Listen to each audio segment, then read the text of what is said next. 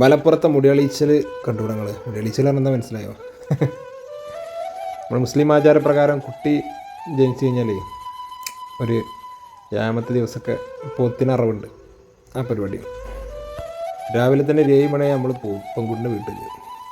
അവിടെ നല്ല കിടിലം ഫുഡ്, ചെറിയ പ്രാർത്ഥനകളും കാര്യങ്ങളൊക്കെ ആയിട്ട് പല്ലുകുത്ത് നോക്കി തിന്നിട്ടേ.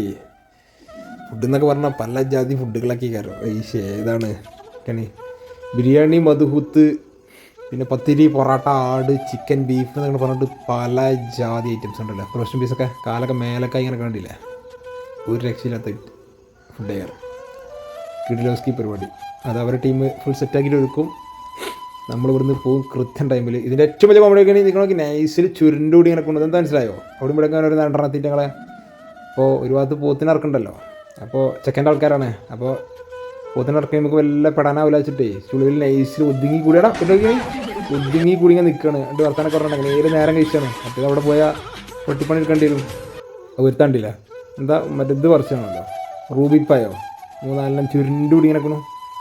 ഇനിയിപ്പോൾ ഇതൊന്നും പോരാ, അത് ഞവും പോയി തിന്നേ. എൻ്റെ ഓരോ ടീംസ്